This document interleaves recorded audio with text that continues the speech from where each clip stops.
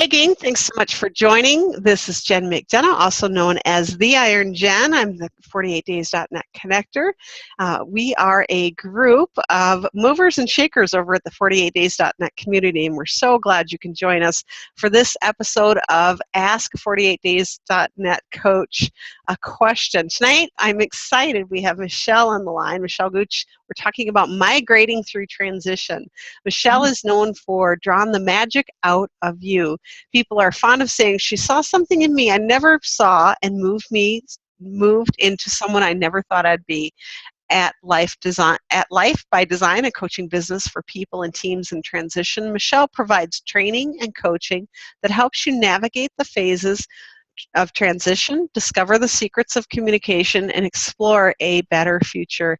With her bachelor's degree in psychology, her master's degree in counseling, her certification in coaching, and 20 plus years of experience, she is able to support, encourage, and inspire you to forge your own path. Michele, welcome to the series. Thank you, Jen. It's good to be here. Well, I'm really excited about this topic. We recently did a 48days.net survey, and it's pretty amazing how many of our members are really going through the whole transition process. Maybe they're going through perhaps a job change, or they're changing from maybe that soul-sucking job to the entrepreneurial job, or they may be going through changes in relationships. It's just amazing how many people are attracted to our community because of some sort of change. So I want to thank you for coming on tonight as we talk about migrating through change. Why is this such an important topic? Well, you're welcome. I'm happy to be here. And let's do a little math tonight. Those of you who are out there listening, I'm challenging you. I know it's getting dark, but let's try to do a little math with me here. Count the number of times that you've moved, and then add to that the number of times your family size changed. Whether your siblings were born after you, parents got divorced, you got married, you had children, whatever that family size is, count those, and then add to that the number of times you've changed schools. Whether you changed after kindergarten or after junior high or however many times you changed schools. That would be a challenge for my sons when they're just talking about college. They changed colleges often. And finally, after you add all that up, add every job you've ever had. Have you lost count at this point? I think even if you've lost count, you've figured out that transition is what makes up life. Life is really just a series of transitions. And my family size changed the day I was born. 3 years later, my dad took a job hundreds of miles away in Corpus Christi, Texas. My mom called it the end of the earth. She's from Kansas. And so in my short, and I'm going to underline short, 50 years, I've had at least 40 of those kinds of transitions that you're trying to count.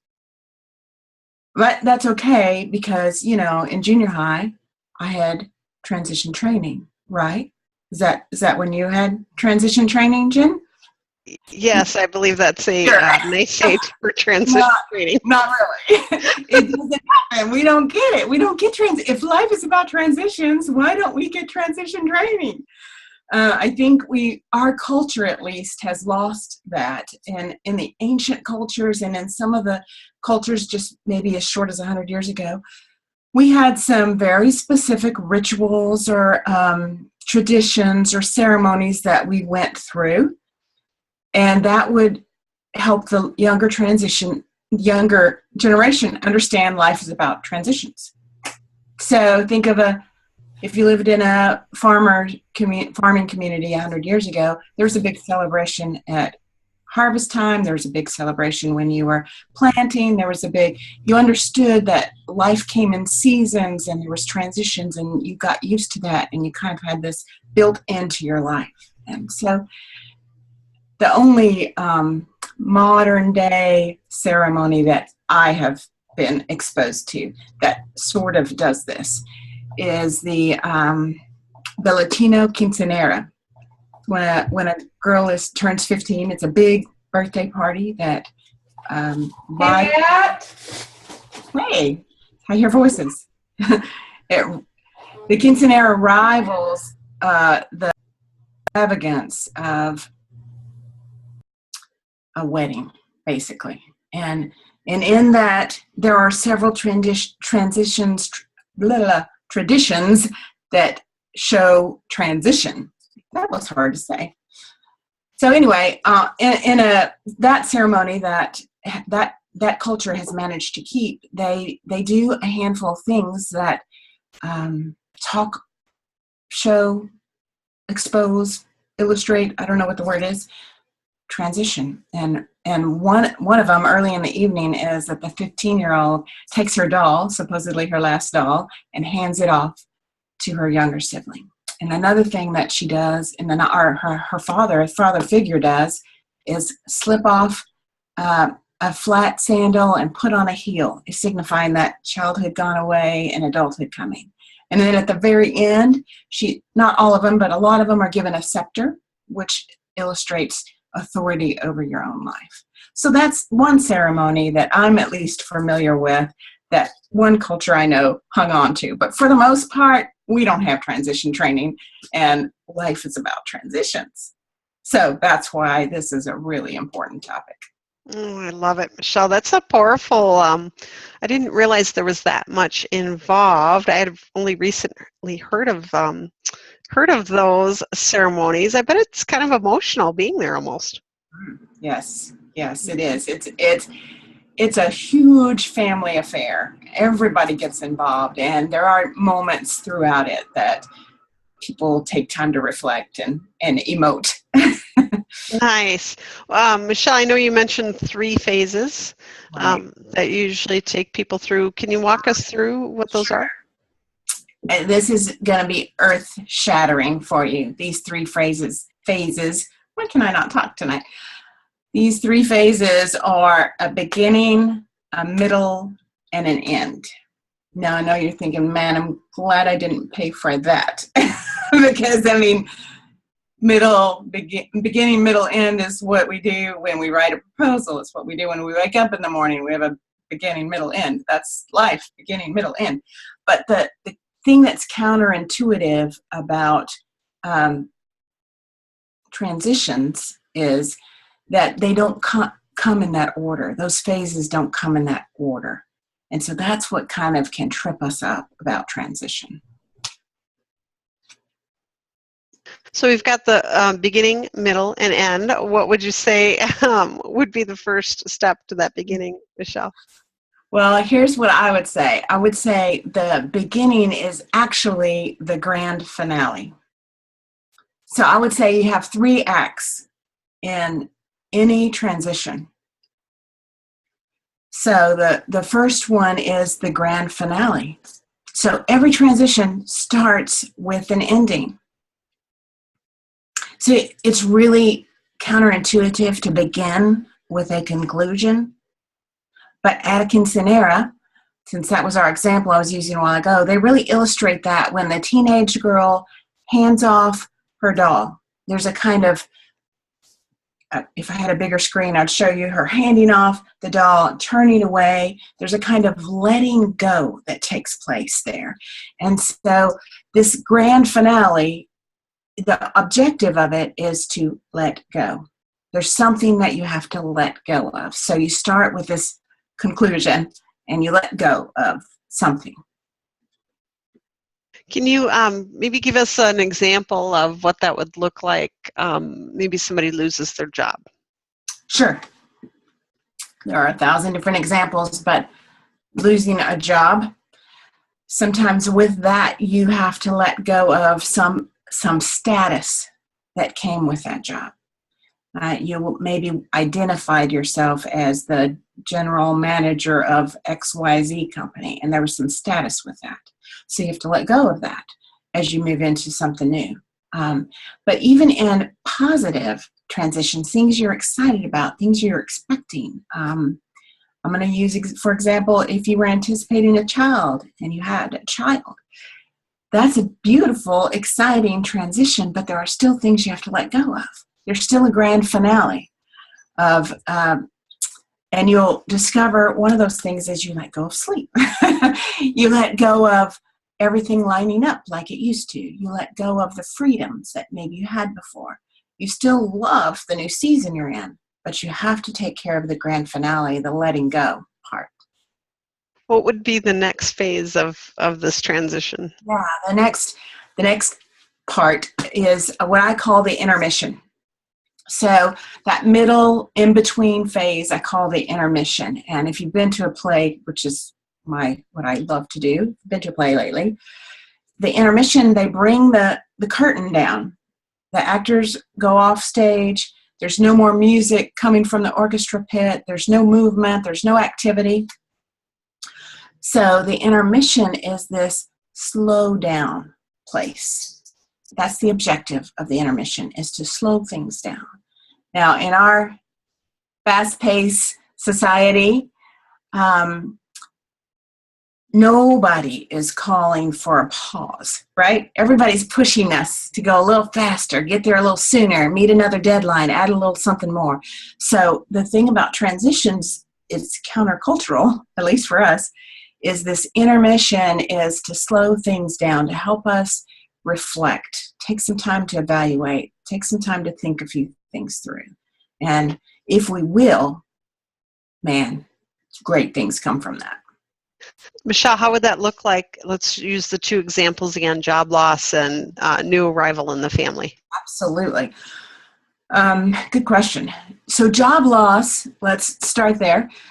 Job loss, if you will, what most of us do is rush to the next thing. Let's get our resume back out there. Let's contact everybody. Let's move fast and furious and land this job by the end of the week, kind of thing. But in job loss, if you accept the fact that this change is for a purpose, and don't have time tonight to get into all that. If you accept the fact that this discomfort is for the purpose of growth in my life, then you take this intermission and you slow down a little bit and you rethink your direction. Do I need to take a new direction? Do I need to take a look at my values and if this is all lining up with my values? Do I need to take a look at this next phase through a different lens? So that's how you would do with a job loss or a lot of different things that would apply to. If you're a new parent, you got this new bundle of joy that you love and you're happy about, but you're let go of some of the old life that you also liked. Then this slow down time, which might come in the middle of the night when you're feeding that baby, is also time to reflect. I'm moving into a new season. What in me needs to change and shift? What do I keep coming up against as I'm nurturing this little thing that I really would like to shift in my life? So it's still the same idea. You're still asking a lot of the same questions, but it's just a beautiful place to slow down and reevaluate. And what would you say in the third phase? What does that look like? Third phase. The third phase I would call the opening act. So you got this grand finale where you let go. You got this intermission where you slow down. Now you've arrived at the opening act. That sounds so strange. You wanted to start there, but that's the end of transition, this opening act. So the opening act is really this place of the objective would be growth. Now I've arrived at a new phase. I've done what I needed to do to get here, and I'm ready for, this is going to be uncomfortable for a season, but in that discomfort, I'm ready for growth. So the objective of that area is growth. I didn't mention in the quinceanera, I got to go back to that because that's just so much fun. When the father takes the shoe off, he takes off that flat sandal and puts on the high heel. That's the intermission of the quinceanera. Everything stops. The dancing, the conversation, the party, the music, and everyone takes a moment to reflect. And so then in the opening act, if you were going to take the quinceanera again as an example, when she's handed the scepter at the end of the night, that's the opening act. They're saying to her, you now have authority over your own life. You've now arrived at adulthood. And we may not agree that at 15 she's done that, but that's how that ceremony works. And so that just means now that you're making your own decisions, boy, won't you grow even faster, in her case. Very nice. And Michele, when you look at these, and certainly if those who are calling in live have questions, go ahead and unmute yourself or type something in the chat. But where would you say, when you look at these three different phases, that people kind of get hung up on the most? You can take an entire team. I've recently worked with a couple of different teams going through transition, and they were all over the map. They were all in different phases, but stuck there for different reasons. So I think if, as a team, like in your business, if you're going through transition, everybody's going through transition, but at a different rate, and getting hung at different places because of their personality, because of what's happening in their personal life. But if I were going to put my finger on one thing, I would say that across the board, at least as Americans, we are pretty bad at letting go. We just ignore. We just move on and pretend we don't need to deal with it. I was, last week I was on, have you ever done one of those high ropes courses where you're walking across wires and, oh, Jen, you should do that. I have my firefighting. That's enough for me. I'm going into burning buildings. Well, it's sort of like that. Maybe yours is a little more intense than mine was. I watched this woman climb up a 25-foot pole, walk across another incline pole, so she's higher than she was at the end, in the beginning, then walk across a tight rope, a high wire, holding on to some ropes beside her, then walk across it. I mean, she's all doing all this up at 25 feet. It's crazy. But she had a few things, not enough, but a few things to hold on to. Either she was holding on up here, or she was holding on here. And then she got to this platform and she had to jump off. She got to the zip line. To me, that's the rewarding part. Yay, you made it to the zip line. Enjoy. She could not step off the platform because she had to let go of the ropes. She had to let go of everything else. So we tend to be high control people. And so it's hard for us to let go. I'm going to hang on just a little bit longer in case I need it. Is it a control thing or more of a fear thing or anxiety? Is it the fear of the unknown? What do you kind of? I think it's probably both, depending on your personality. Some people it's control and some people it's fear. So yeah, and it has a lot to do with both personality and your background, what you grew up with, what you're used to, what you've seen modeled. Have you seen people who maybe were once naturally, number one, can you naturally be good at this? And number two, have you seen people who were once good at it that, all of a sudden it's a different type of transition that they just get stumped? And why? Yes. I have seen that. I don't know that we could be naturally good at this. I mean, maybe when we had cultures that was showing us that life was all about transition and we had that in us and we understood that, life is about transition. So you got to let go of this and go on. And if we kind of had that life, maybe, I don't think we're there anymore. So maybe we'd be better at it then. But I have seen people that have been really good at letting go of a family, a home situation. It changed, so that changed everything about them. They were really good about it. They moved on. And then they got to a place where they had a business transition and they needed to let go of some things and they just couldn't do it. So it's interesting that in some scenarios we're better at it than in other scenarios. Do you find... Oh, go ahead. It's easier in finances, relationships, careers? Does it just vary? It's across the board. There's mothers who do a great job of letting go of their kids and walk into the empty nest happy, and other mothers that cannot get it done. There are people that start businesses and move full throttle, and there's other people that start businesses but can't get there because they're still hanging on to a few other things, So it's across the board. It's really, like I said at the beginning, I've had like 40-something transitions in 50 years. So that's a lot of different ways that we could get tripped up. That was pretty stunning when you took us through that exercise, Michele, because, I was sitting here adding it up and it's like, oh, wow. that is pretty amazing when you start to look at that. Do you think it's easier as we get older to go through these transitions, or do you think, can that be an obstacle in itself? That's a great question, and I'm not sure if I know the answer to that.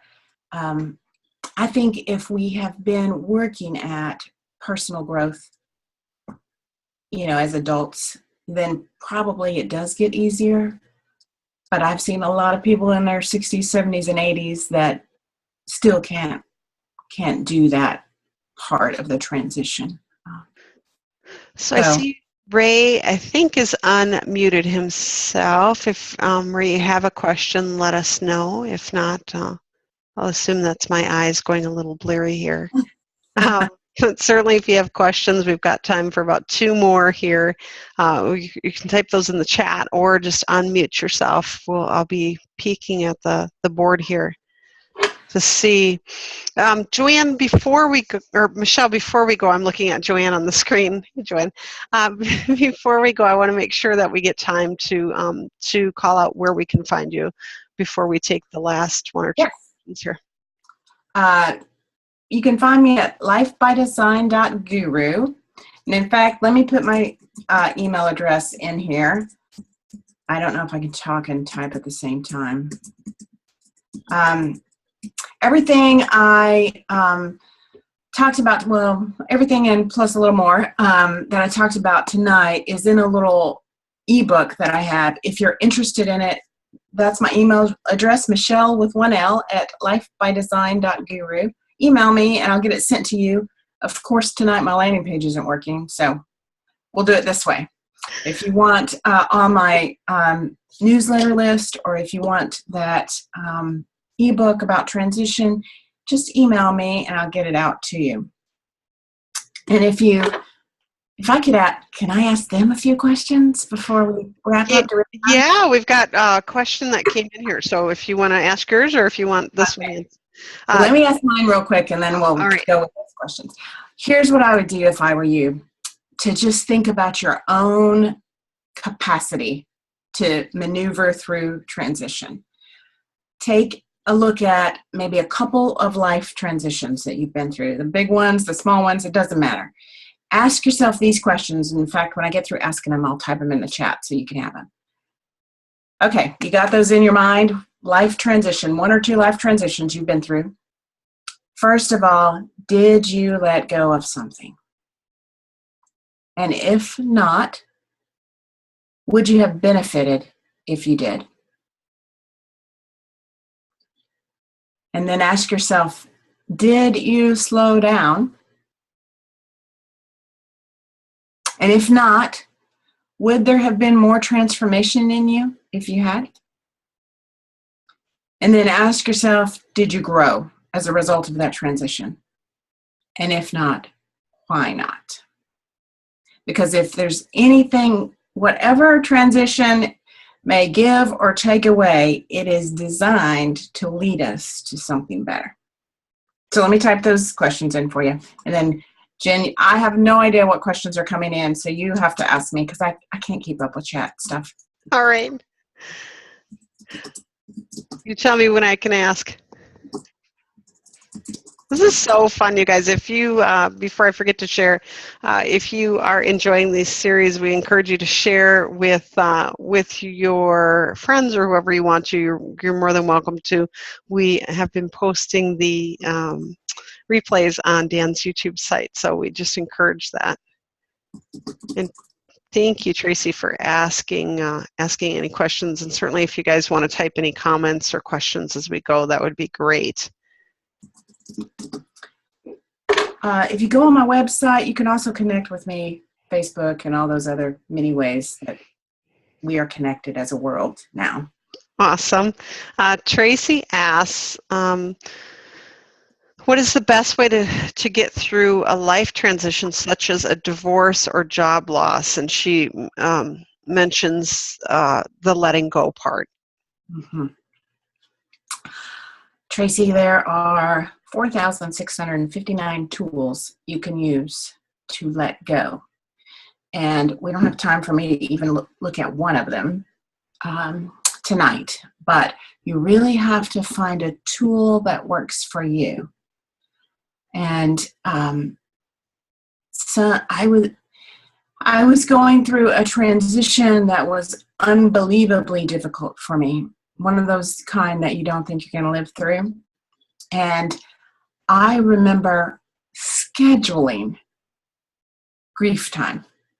I literally scheduled it into my day. This is when I'm going to sit in my chair and grieve. And if it works that I end up crying and writing in my journal or whatever tools I use for that, great. If I sit in that chair and nothing comes, fine. But I scheduled it on a daily basis because my transition was so life-altering that I needed that kind of time. But there are others. And if you'll email me, Tracy, is that who I'm talking to, right?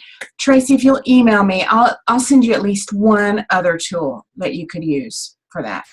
Michele, how important is that?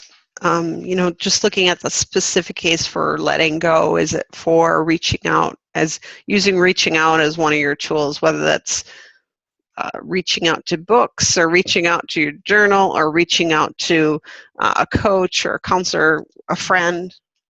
Yeah, that's a huge part of letting go because we can get stuck there. And if it's grief, some letting go isn't grief, but if it's grief, we can get stuck in just raw emotion, and that doesn't get us anywhere. We want to move forward even while we're grieving. And so reaching out is a huge, huge piece. Part of it.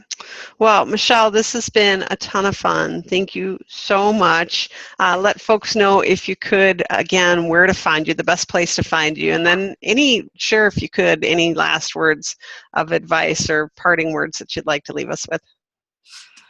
You can find me at lifebydesign.guru, lifebydesign.guru.